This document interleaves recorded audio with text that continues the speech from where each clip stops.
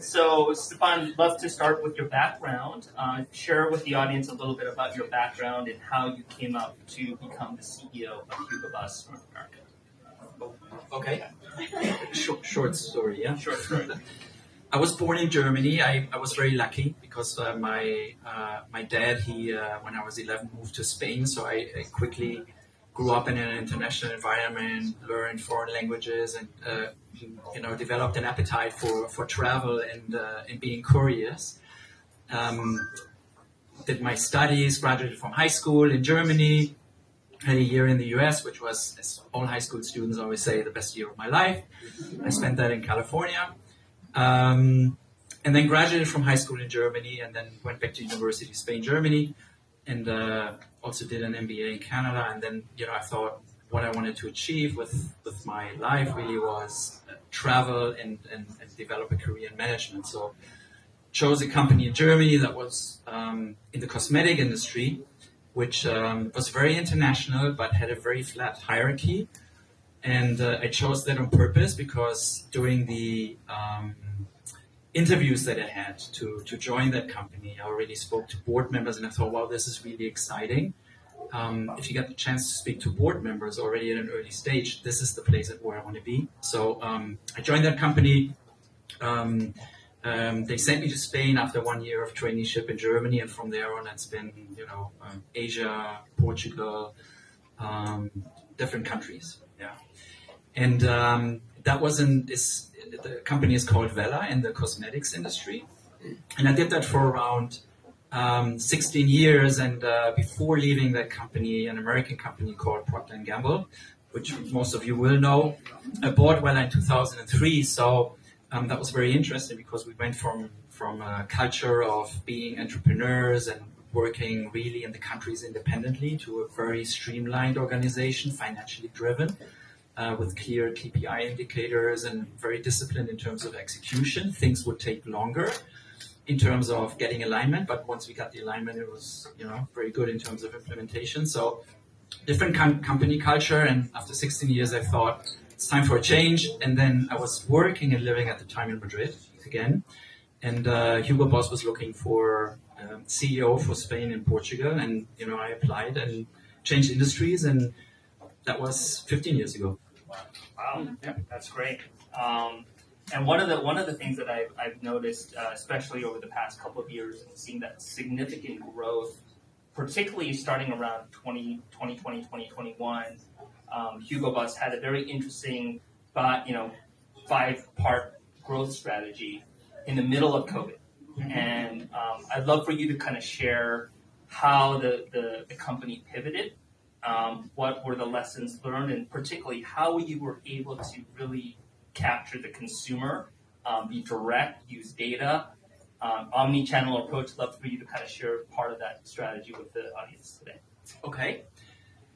So Hugo Boss as a company, in terms of positioning worldwide, you have to understand is diverse in terms of, we have a very strong position in Europe, especially our home market in Germany used to be the number one country, very well penetrated. France is a very good market for us, and so is the UK. So Europe represented, before COVID, around 65% of our total global turnover. We were very much under-penetrated in the Americas and also Asia, right? In the US in particular, we had been kind of on a slightly sliding scale since 2015 because we were very focused on formal wear, what we call formal wear, so suiting, shirting, ties, very classical looks. That's what we drove on a wholesale basis, so selling with our partners like Nordstrom, or even in our own stores. More than half of what we sold at the time was really focused on that market segment. And obviously, the trend of casualization has not just happened with COVID. It had already, was going on before that. So we as a company, we missed that trend in this market. Whereas Europe was much stronger in terms of a lifestyle focus, meaning that we sold more, the share of shoes was higher, the casual were polos, t-shirt, jeans, etc. No? Also has to do with brand strength, which in the US was not, I would say, at its highest level. So COVID, when COVID hit, the first thing we had to do as a company obviously was secure our talent, because we had to close stores. You have to know that 70% of our revenue here in the US is retail focused, which means own stores, own shops, own outlets. We had to close that during COVID, like a lot of retailers did. One fact I'm particularly proud of, we said, okay, let's not furlough. We all took pay cuts at the time to make sure that we kept our retail talent in the company. And we're also the first ones worldwide within the Hugo Boss portfolio to reopen our stores, right? So the market obviously helped, because the US is the first market to go into a recession or a crisis, but also the first one to come out again, right? Because of this great entrepreneurial power and spirit and the consumer drive that exists in this country, which is second to none. So once we reopened our stores, we knew we had to change the strategy anyway, right? Because of what I've mentioned before, the changing trend in consumers. So COVID accelerated that trend towards more casualization. I mean, if you look back and remember, what people were wearing during COVID, it was a lot of athleisure wear. People doing Zoom calls from home. They dressed up from here, but bottoms down. I don't know what people were wearing. So we had to adapt, right? And it was clear that we had to become much more diverse in terms of product offer. We wanted to be less dependent on formal wear, which was under huge pressure. So we pushed right after reopening in 2020 to up to now. Probably during the first 3 years, you would not have found a suit in our windows, right? You would not have seen that as a key look. We shifted our buying budgets. We started to shift our marketing budgets from traditional print and trade marketing, which was sitting basically in the hands of our trade partners, all back to our control, and then going online, 110%, right? So online first was a clear first approach. The product itself, we made a lot of investment in the product to innovate, to walk away from that traditional look and perception of being a suit, shirt, and tie supplier. So there was a lot of things going on, what we call the kitchen. Similar to the food industry, in fashion we talk about kitchen, what we cook, and the outcome is in terms of innovation and product. And then we also knew we had to work on the brand, right? So brand perception and brand repositioning was part of our Claim 5 strategy, because you can have a good product, but if the image associated with that, if people read Hugo Boss or Boss across above the door and they're not attracted by the name, you might be attractive in the window, but they're not going to come into your stores, right? So since we concentrated all our marketing resources and started reinvesting and pushing the brand towards a younger image, fueled also by innovation and product, and the cast that we got together, which was much more international and diverse and resonating with the American consumer. Before it was very focused on European taste. That helped a lot. And then we went all in for digital, right? In terms of gathering consumer data.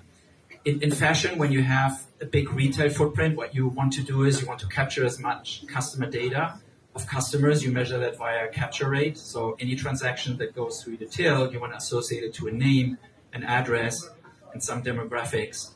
And we went from being below 40% in 2019 in 2021 to over 80%, meaning that 80% of our transactions, actually, we captured data of our customers because our team was engaging, right? And once you have the data, then you can start communicating, reaching out, and also taking very precise decisions on how you want to spend and how you want to engage with these customers, right? So a lot of work on product, becoming more diverse on the product side, more casual driven, making sure you display that visually in your communication strategy.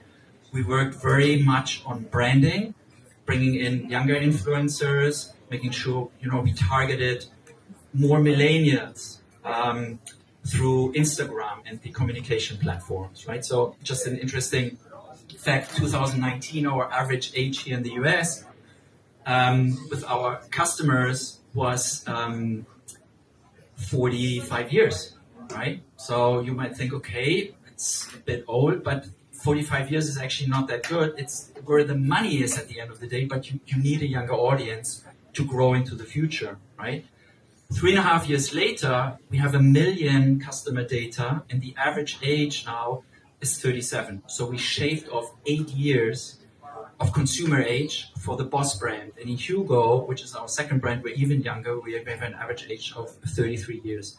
So all those initiatives, they paid off because we were going digital first, using Instagram, using a better global cast in terms of faces that resonated also with our core market here in the US. And capturing and making sure that through our service and product offer, we got the interest. So that's absolutely fascinating. And before we close, I did want to ask you one more question. There's a lot of early stage brands, whether they're startups to even companies in the 10, 20, $30 million range here that's represented in food and beverage. They want to experience the same type of success that Hugo Boss has. So what advice would you have for that audience of founders that are really looking to pivot? What do they need to know? And I know this is a loaded question here, but anything that you can share with those founders here today? As in any business or industry, right?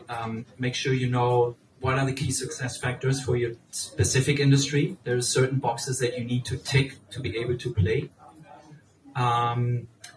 And then it really depends on your strategy. A strategy always needs a financial plan, an objective, a goal that you're after, right? And you need to be sure that you have enough flexibility financially, but also from a strategic standpoint built into your planning. A strategy is as good as you're able to implement it. And we also realized during our journey, which has been successful over the last 4 to 5 years, you need to adapt. There is an emerging part of that strategy, so you need to stay flexible. You need to build in certain reserves for unpredictables. And at the end of the day, make no mistake, the product that you're selling, if it's physical or a service, it doesn't really matter. The product is what will determine whether you are successful or not, right? You can't make any mistakes on product quality. I think that is essential because at the end of the day, that's what your name stands for, right? So if I was to say we're going to cut back on investments on products at Hugo Boss and just make sure that we still obtain the same pricing for what's in the garment, we would be making a mistake, right? So it's really about knowing what customer you're after, what service or product they're looking for, what is your unique selling proposition, making sure you have a solid business plan in that, and then learn as you launch, as you emerge, as you evolve, right? So there's plenty of examples out there where stuff that you didn't think about in the first place, you might incorporate that. So don't be too rigid. A strategy also has an evolving and an emerging effect, right? So make sure you build that in also into your financial plans. And then be bold enough of letting go of things as you learn, right? So we make a lot of mistakes as a company as well. And sometimes the hardest part is letting go of things where you're just stubborn about, or we think this should work because customers should really like this. But if you tried it twice and it's not working a third time, walk away, let it go. That would be also an advice. And I'm pretty sure that for most of you as founders and entrepreneurs, you're doing that anyway because you're working with very limited budgets in an environment where you need to be very, very smart, effective with limited resources. The more scarce and limited resources are, the more effective they need to be for you. So you can't really make big mistakes. So let go of something that isn't working very fast. Yeah. So words of wisdom from a very successful, CEO. Thank you.